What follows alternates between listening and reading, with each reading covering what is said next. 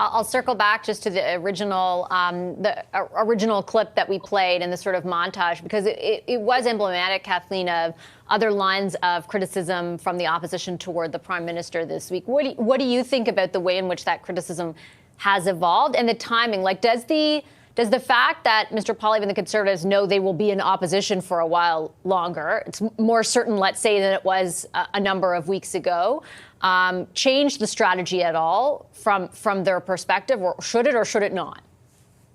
Well, I don't understand this strategy. I mean, to Christy's point, I don't know if it's beating a dead horse, but it's shining a light on Carney's strengths, you know? I think Pierre Poilievre going after the education of Mark Carney, who graduated from Oxford and from Harvard in economics and has a resume in economics as long as your arm, I think just highlights the lack of expertise that Pierre Poilievre has. So I don't understand the strategy. I don't understand why Pierre Poilievre wouldn't be acknowledging the education that Mark Carney has and then saying, but he doesn't have the practical expertise or whatever. Like, I think there's got to be another way into this conversation for Pierre Poilievre, because I think this sounds ridiculous and I don't think people are going to buy it. You know, I think that's the reality. I think that it sounds kind of cartoonish and it sounds totally political. It doesn't sound grounded in any kind of reality. So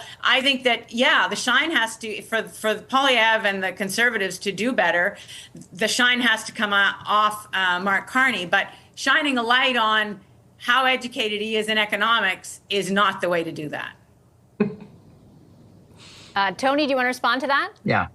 Yeah, I think that what we're seeing is the classical divide between, the liberal elites of our country who are impressed by having an Oxford or a Harvard education, and the rest of the country that's trying to pay the bills. Yep. And I think ultimately, if the liberals want to talk about Mark Carney's education in a foreign university, be my guest. Like, have at it, because what Pierre Poilievre has got to do is talk about the real issues that are concerning people, like paying for groceries at the end of the week. So this is a problem that isn't a problem for the Conservative Party, that's for sure.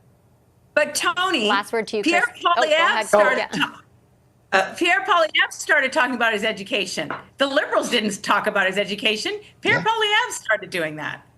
And now you're talking about his education. The thing about Carney. Why is Kathleen Wynne even on this panel? She's the last person to be giving any type of political advice.